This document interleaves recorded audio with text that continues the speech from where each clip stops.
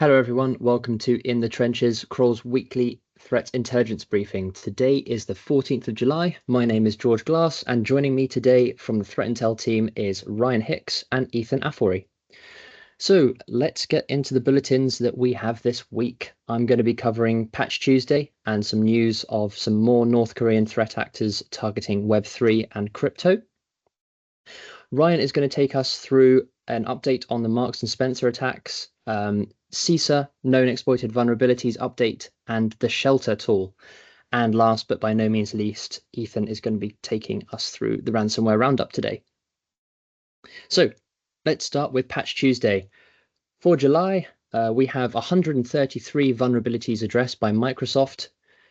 No 0 days this time, but one publicly disclosed vulnerability, which I'll get onto in a second. 36 critical vulnerabilities, 53 privilege escalation vulnerabilities, and 41 remote code execution vulnerabilities. Of the publicly disclosed vulnerabilities, CVE 2025-49719 with a CVSS score of 7.5 is a SQL Server information disclosure vulnerability. According to Microsoft, this means that improper input validation in the SQL Server allows an unauthorized attacker to disclose information over a network. There are some caveats included in the report there, especially about unused memory areas. So one to definitely pay attention to and address. We also have a number of Windows routing and remote access service, that's RRAS, remote code execution vulnerabilities, and they are all CVSS 8.8, certainly looking at those to address those. And finally, similarly to June, we have a number of Microsoft Office RCE vulnerabilities as well, with a CVSS score of 8.4 for all of those. Next up, we're going to talk about a North Korean threat actor targeting Web3 and crypto with a malware called NIMDOOR. This is targeting macOS systems, a social engineering campaign which features typo squatting file names and domains is designed to look like legitimate ones. One example observed by Sentinel-1 swaps a capital I for an L in Google LLC, for example. Other parts of this campaign have used Zoom as lures as well. AppleScript is used for initial access and also other communications, plus additional binaries written in C++ and Nim, giving the name to the malware, of course. NIMDOOR exfiltrates keychain data, browser data, Telegram and Apple Notes, and Bash history and ZSH history. So clearly targeting sort of developers in that case. Certainly one to take a look at, and I really recommend reading the full report on that one. With that, I'm going to hand over to Ryan now to talk us through the rest of the bulletins. Over to you, sir. Thank you, George. So first off, just an update on the previously reported attack on Marks and Spencer that made the headlines, mostly sort of confirming some of the previous suspicions.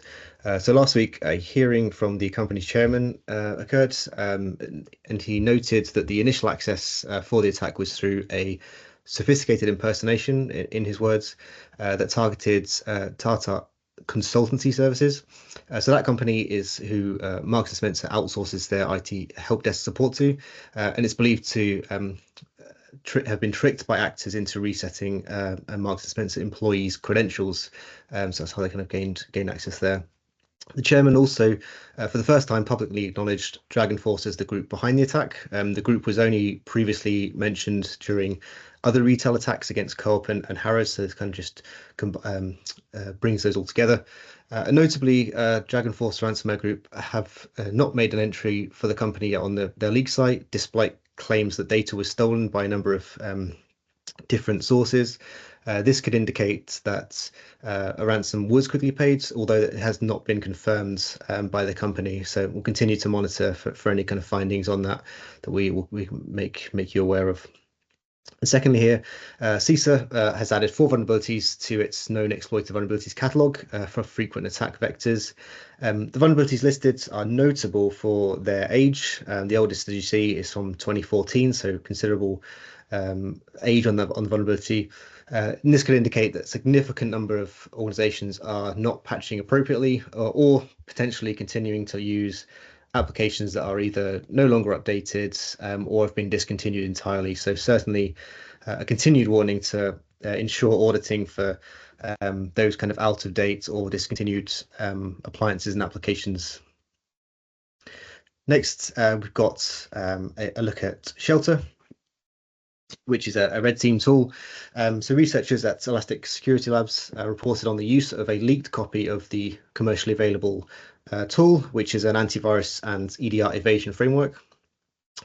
It's designed to enable red teams to deploy payloads stealthily within legitimate Windows binaries.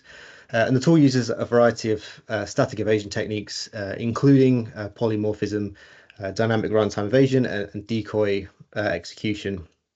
And using the original developer's public documentation, it appears that the maliciously used samples have a high degree of code similarity, so essentially directly reused with very minor changes. In April, LumaStealer was seen distributed with the tool, and this was quickly followed by Sectoprat and Radamanthus, and that was after the framework was listed for sale on underground forums. So it's essentially being resold on those forums and kind of spread around the community. And this really just highlights this, despite kind of best efforts, the commercial OffSec community is at constant risk from persistent intent on attackers gaining access to this sort of more advanced tooling, and we expect that this illicit version of SHELLTER and the techniques it employs to continue to circulate around the criminal community to more advanced threat actors, posing further risks to companies and challenges to defenders as it kind of targets that AV and EDR evasion on a victim's network. That's all me. Hand back to you, George. Thank you very much, Ryan. And now we'll go over to Ethan for this week's ransomware roundup. Over to you, sir. Thanks, George. BERT ransomware has rapidly emerged in the ransomware sphere. Since its activity was first observed in April 2025, it has quickly expanded its reach, targeting organizations across Asia, Europe, and the United States. This group primarily focused on critical sectors such as healthcare and technology. What makes BERT particularly concerning is its cross-platform capability, successfully compromising both Windows and Linux systems, including ESXi virtualized environments. Recently, KTA 442 has been observed leveraging a PowerShell-based loader, start.ps1, that escalates privileges and disables endpoint defenses like Windows Defender and the system firewall and user account control. The ransomware payload is then downloaded from an IP address associated with Russian infrastructure. While the initial access method is often unclear, the Windows variant features a straightforward code base that effectively terminates crucial processes like web servers and database services before encrypting files. BERT's operators are actively refining their toolkit. Newer samples feature improved multi-threaded encryption and real-time file discovery capabilities, meaning they can begin encrypting files as soon as they are found, unlike older versions that collected all file paths first.